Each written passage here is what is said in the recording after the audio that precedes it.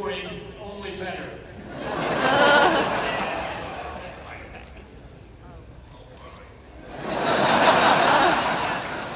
I'm not doing so badly. I have 2 translators, and one of them is pretty.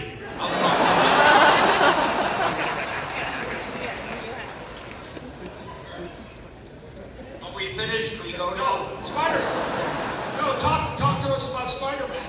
Talk about the invention of Spiderman with Jack Kirby coming on and doing the artwork and giving the costume. Jack Kirby didn't do Spider-Man. Oh, you know all about this. You want me to tell them? But what if they already know? Then I'll bore them. Do you want to know the intimate secrets about the creation of Spider-Man?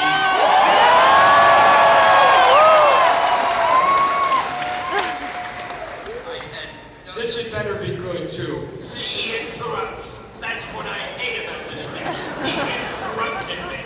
I was just starting. I was getting them in the mood. You see, with me, it's like a symphony. The music has to start slowly and then it has to engage you. If you come in and say something, you lose the whole rhythm of the thing. Will you sit over there? Now,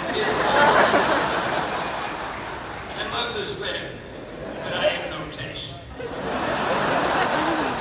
anyway, we had done pretty well with the Fantastic Four. We did well with whatever the hell, like X-Men or whatever the next book was. And my publisher said to me, hey, come up with another superhero. Well, I was working for him, so that was an order.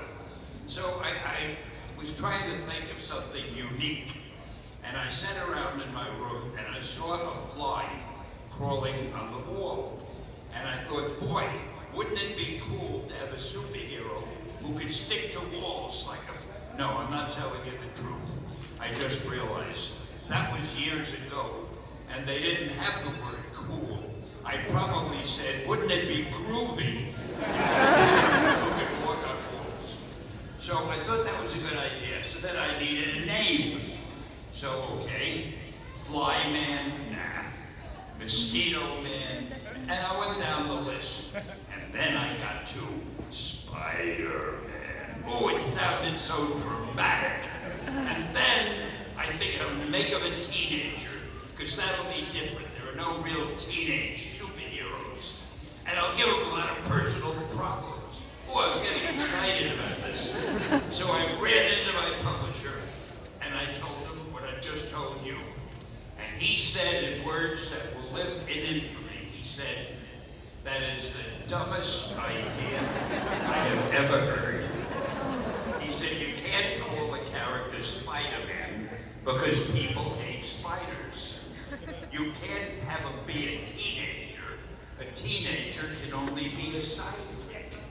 And you want them to have personal problems? Stan, don't you know what a superhero is? He did all but kick me out of the office. Well, we had a book called Amazing Fantasy. Fantasy, yeah. See why I keep him around? Amazing Fantasy. And we were going to publish the last issue. Now, when you do the last issue of a book, nobody cares what you put in it. The book is dying anyway.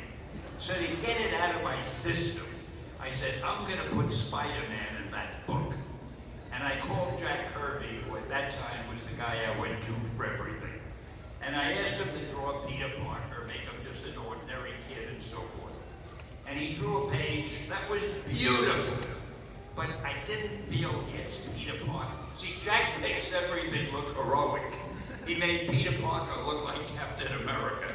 So I figured, hell, we'll go somewhere else. And I went to Steve Ditko, who draws things that are a little more realistic in that sense. And I asked Steve to do Peter Parker, and he did, and I liked it. And I had Steve do a whole 20-page story, and we featured it in Amazing Fantasy, and put it on the cover. And I forgot about it. A month later, after the sales figures were in, my publisher came running into my office and said, Stan, do you remember that character of yours, Spider-Man, that we both liked so much? My publisher. And he said, let's make a series, because because he had gotten the sales figures, and it was the best-selling book of the month. So that's how Spider-Man was born. And if you had known it was going to be such a long story, you wouldn't have asked me to tell it.